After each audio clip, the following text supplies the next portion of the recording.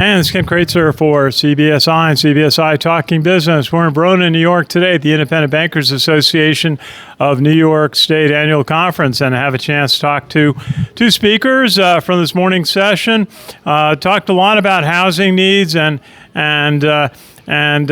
key factors related to that and the economy.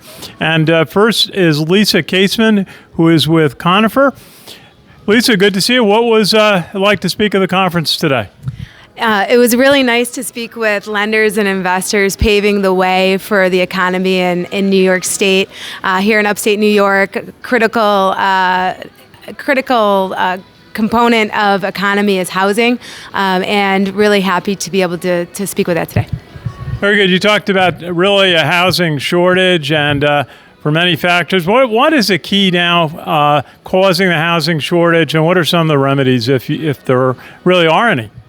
Sure. Across the United States, and particularly states like New York, where we have a vast majority of people leaving cities to do remote work, what you're seeing is affordability get pushed out of communities. And what's important to have a demand for all sorts of housing in New York State, whether it be rental housing, single-family housing. There is a supply and demand need for all types of housing at the moment. Very good. Thank you. And with us, James Hall from Freddie Mac. James, good to see you. One of the comments that stood out was your thought that we're not in a recession. What's your thought on the economy overall? Well, Ken, thank you for giving me this opportunity. It was great to be able to speak with housing professionals and bankers today at this conference. Things are, looking good, and they're robust right now. The economy in many sectors is strong, but we're not definitely out of the woods yet. We have to really, as Lisa said, look at the supply issues we're having in the real estate market. What they're doing, the simple rules of supply and demand are pushing, fair market values up, and it's making it less affordable for people in the market. Very good. You had some comments about how banks need to communicate with customers and where the younger market is getting its information. What were your thoughts there? A lot of pointing towards social media. Yes, it's really critical for banks and housing professionals to identify emerging markets. And right now, the emerging markets are with the millennials and the Gen Zers. And they are very, very conscious when it comes to social media. They get their information on social platforms like Instagram, YouTube, TikTok. And it's very important for lending institutions, realtors, to be able to get the message out to them because it's non-traditional. People, in my age, baby boomers and Gen Xers are used to getting information in a different way. So companies have to be, innovative and adapt to meet these emerging markets needs. And they are going to be, where the loans in the first-time home buyer market are going to be coming from in the next 10 years.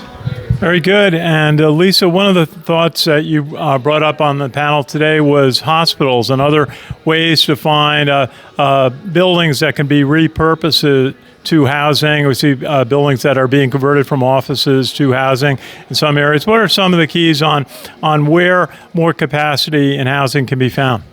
I think that's a great question, and Conifer tends to take a community-first approach, and that really is based on the community in which you live. So, do you have a hospital that has large employees? Do you have companies like Micron that's coming into the Syracuse region? Do you have an Amazon? Where is the economic growth, and then supporting that growth with housing? And again, that's mixed income housing, that's affordable housing, but that's also single-family housing.